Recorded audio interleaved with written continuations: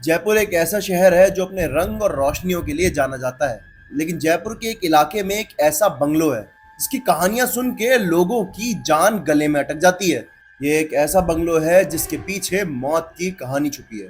लोग कहते हैं यहाँ पे एक आदमी दिखाई देता है जिसके हाथ में कुछ नहीं होता, लेकिन सिर्फ एक चीज होती है, वो होती है जलती हुई कैंडल। और अगर आपने उस आदमी को जलती हुई कैंडल हाथ में लिए देख लिया तो उसका मतलब है मौत। 1984 में यहाँ पे एक फैमिली रहा करती थी।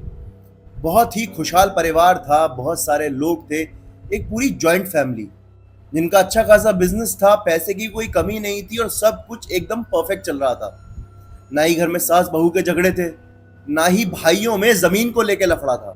वो एक ऐसी फैमिली थी जैसी फैमिली हर परिवार इमेजिन करता है। लेकिन एक दिन उस घर की नौकरानी ने उस बंगलो के एक कमरे में एक आदमी को देखा जिसने सफेद कुर्ता पहन रखा था, और वो उसका चेहरा नहीं देख पाई, लेकिन उसके हाथ में कैंडल जल रही थी और उस कमरे के अंदर बहुत अंधेरा था। तो बहुत लंबा चौड़ा एक आदमी सिर्फ उस नौकरानी को दिखाई दिया। वो नौकरानी बहुत जोर से चिल्लाई, बहुत ज्यादा घबरा गई, क्योंकि नौकरानी उस घर में करीब 5 से 8 साल से काम कर रही है। उसको एक एक आदमी के बारे में पता है कि यहाँ कौन कब आता है, कौन कब जाता है, फैमिली में कितने मेंबर्स हैं, किसकी कितनी कद काठी है, किसकी क्या हाइट है, किसका क्या वेट है।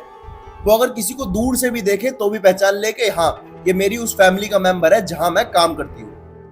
लेकिन जब नौकरानी ने उस आदमी को देखा जिसके हाथ में कैंडल थी, तो नौकरानी बहुत ज्यादा घबरा गई। वो समझ गई ये इस घर का आदमी नहीं है। इवन नौकरानी ने भी पहले इस घर के बारे में रूमर्स सुने थे, उसको उस चीज पे विश्वास नहीं था, तब भी वो इस फैमिली के लिए काम कर रही थी। लेकिन जैसे ही नौकरानी को वो आदमी दिखता है, नौकरानी बहुत जोर से चिल्लाती है, घर के सारे मेंबर्स इकट्ठे हो जाते हैं, भागते हुए आते हैं। लेकिन देखते हैं तो उस रूम के अंदर कोई नहीं होता और वो नौकरानी बेहोश हो जाती है।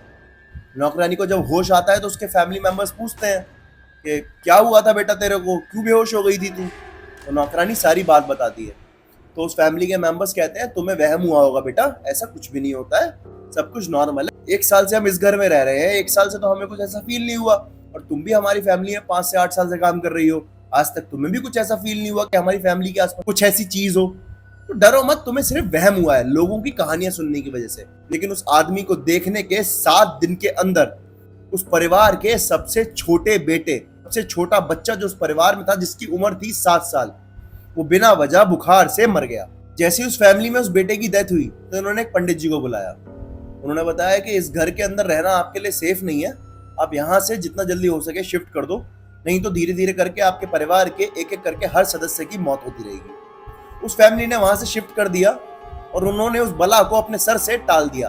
फिर 1995 में यहाँ एक फैमिली रहने आई 3 लोगों की, जिसमें माता पिता और एक बच्ची थे। उस बच्ची के जो फादर थे वो एक गवर्नमेंट ऑफिसर थे और अपने काम के लिए शहर बदलते रहते थे। उस इंजीनियर की वाइफ ने जब इस बंगलो को देखा तो उसे बहुत पसंद आ गया। उसने बचपन से सोचा था किसी ऐसे बंगले में रहने का, क्योंकि ये बंगला दिखने में बहुत सुंदर था। तो इन्होंने डिसाइड किया अब हम इस बंगले में रहेंगे। 1995 में इन लोगों ने शिफ्ट किया। शिफ्ट करने के 2-2.5 महीने बाद इनको अपनी बेटी में एक अलग बिहेवियर नजर आना शुरू हुआ। इन्होंने नोटिस किया कि जो बच्ची कभी पढ़ाई लिखाई नहीं करा करती थी, आजकल वो डायरी लिख रही है। उसके माँ बाप ने उस डायरी को उठाया, पढ़ा कि क्या लिखा है डायरी के अंदर। Then they got to know, उस डायरी के अंदर बच्ची ने लिखा था कि रात में एक अंकल आते हैं जो बहुत लंबे होते हैं और उन्होंने कुर्ता पहन रखा होता है, उनके हाथ में कैंडल होती है और उनकी आंखें काली होती हैं, उनकी आंखों में कोई रोशनी नहीं होती। उस बच्ची के पेरेंट्स ने इस चीज को बस एक कहानी माना। उन्होंने सोचा ये बच्ची के ख्याल है जो वो पन्नों पे उतार रही है। लेकिन उस किताब को पढ़ने के 7 दिन के अंदर ही उनकी बच्ची की उसी रूम में डेड बॉडी मिली जिस रूम के बारे में उस बच्ची ने जिक्र किया था। फिर उन्होंने भी इस घर को तुरंत छोड़ दिया। फिर 2007 में कुछ कॉलेज स्टूडेंट्स को पता चला इस बंगलो के बारे में, इस बंगलो के मर्डर की मिस्ट्री के बारे में। उन्होंने सोचा आओ देखते हैं क्या होता है। तो 2007 में इतने हाई प्रोफेशनल कैमरास नहीं हुआ करते थे, छोटे छोटे कैमकॉर्डर्स हुआ करते थे, उनको लेके ही ये वहां निकल गए। इन्होंने वहां पे एक कैमरा लगाया और फिर ये उस बंगलो से बाहर निकल गए।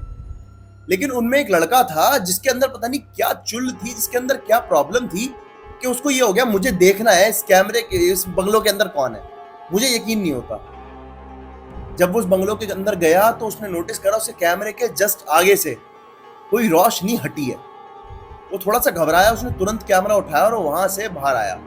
उसने बाहर अपने दोस्तों को बोला कि यार कुछ ऐसा दिखा मेरे को। तो उसके दोस्तों ने बोला दिखा दिखा वीडियो रिकॉर्डिंग दिखा। जैसे ही उन्होंने वीडियो रिकॉर्डिंग देखी, उस वीडियो रिकॉर्डिंग के अंदर वो आदमी साफ नजर आ रहा था। लेकिन फिर भी उस लड़के को यकीन नहीं हुआ। वो बोलने लगा भाई ये फेक है, मैं इन बातों में यकीन नहीं करता, ये सब झूठ है, ये सब मन का वहम है, ये कोई और रिकॉर्डिंग तुम मुझे दिखा रहे हो इस घर की, या हमारा ही कोई साथ का दोस्त इस घर में गया होगा जो तुम मुझे डराने के लिए ये सब कर रहे हो। तो उसके दोस्तों ने बोला कि नहीं भाई हम ये तेरे को डराने के लिए नहीं कर रहे हैं। लेकिन वो अपने दोस्तों की बात मानने को तैयार ही नहीं था। लेकिन अगले ही दिन उसकी एक रोड एक्सीडेंट में मौत हो गई। जब लोकल से इस बंगलो के बारे में पूछा गया कि इस बंगलो की हिस्ट्री क्या है, तो उन्होंने बताया कि यहाँ पे ये जो कैंडल वाला आदमी है कोई और नहीं, एक ब्रिटिश ऑफिसर है जो पहले इसी बंगलो में रहा करता था, और इसी बंगलो के अंदर इसके सबसे छोटे बेटे की डेथ हो गई थी। और जब भी ये किसी लड़के को देखता है जिसकी उम्र कम होती है, जो सबसे परिवार में छोटा होता है, तो वो उसको अपना बेटा मान लेता है और उसको अपने साथ ले जाता है। फिर 2019 में एक मॉडर्न फैमिली यहाँ शिफ्ट हुई, क्योंकि जो फैमिली का हेड था, जो लड़का था जिसकी उम्र करीब 27 से 28 साल थी, उस लड़के ने जयपुर के अंदर अपना एक रेस्टोरेंट खोला था। और उसकी वाइफ को भी ये बंगला पहली नजर में बहुत पसंद आया था। इसी वजह से उसकी वाइफ ने जिद करके इस बंगले में रहने का डिसाइड करा। लेकिन इन्होंने उस बंगले के अंदर सीसीटीवी कैमरास लगाए, और करीब 4 से 5 दिन इस बंगले के अंदर रहने के इन्होंने नोटिस किया कि कभी कभी पूरे बंगले की लाइटें एक साथ फ्लिकर करती हैं, एक साथ ब्लिंक करती हैं, और ऐसा नॉर्मली होता नहीं है। उस लड़के को पैरानॉर्मल चीजों में बहुत ज्यादा विश्वास था, तो उसने कैमरा की रिकॉर्डिंग चेक करी। जब उसने रिकॉर्डिंग चेक करी तो उसने नोटिस किया कि उस कैमरे की रिकॉर्डिंग में जो घर की बालकनी है, वहां पे एक आदमी कैंडल लेके टहलता रहता है। फिर उसने अगले दिन कई सारे कैमरास पूरे घर में इंस्टॉल करवाए। Then he got to know वो आदमी कई सारे रूम्स में घूमता रहता है, और सबसे ज्यादा वो उसी रूम में जाता है जहां उसका बेटा रहता है।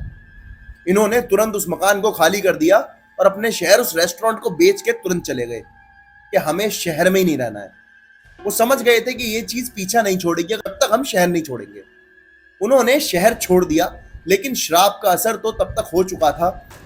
उनके शहर छोड़ने के जस्ट 7 दिन बाद उनके बेटे की डेथ हो गई, वो भी स्विमिंग पूल में डूबकर, जबकि उनका बेटा डिस्ट्रिक्ट लेवल पे स्विमिंग करा करता था। लोग आज भी कहते हैं कि अगर आप जयपुर के उस बंगले के आसपास से गुजरते हो तो आपको वो बंगला देखने को मिल जाएगा। और अगर आप कभी रात में गुजरते हो तो आपको जहां तक है उसके अंदर आदमी भी दिख जाए और उसके हाथ में जलती हुई मोमबत्ती भी दिख जाए। लेकिन एक बात याद रखना, अगर आपने उस आदमी और जलती हुई मोमबत्ती को देख लिया, और अगर आप घर के सबसे छोटे हो, तो आप पूरी दुनिया में कहीं भाग जाओ, कितना ही दूर चले जाओ, आपकी मौत तय है, आपको कोई नहीं बचा सकता। ये थी जयपुर के कैंडलमैन की कहानी, जिसका श्राप वक्त के साथ और भी गहरा और भयानक होता जा रहा है। क्या आप हिम्मत करोगे उस बंगलों में एक रात बिताने की? कमेंट में जरूर बताना। और अगर आपकी ऐसी कोई स्टोरी है तो आप मेरे को इंस्टाग्राम पे मेरा पेज है द ओनली नकुल करके वहां डीएम कर सकते हो। इवन आप मेरे को इस वीडियो के कमेंट सेक्शन में बता सकते हो, आप मेरे को ईमेल कर सकते हो, आपकी कहानी मैं सुनाऊंगा इस पेज पे। इवन मैं आपको एक शाउट आउट भी दूंगा अपने इंस्टाग्राम पे। इस वीडियो में भी मैं आपको पूरा क्रेडिट दूंगा। और हाँ, मेरे पेज को सब्सक्राइब कर दो ताकि मेरा मोटिवेशन बना रहे और मैं आपके लिए ऐसा अच्छा और इंटरेस्टिंग कंटेंट लाता रहूं।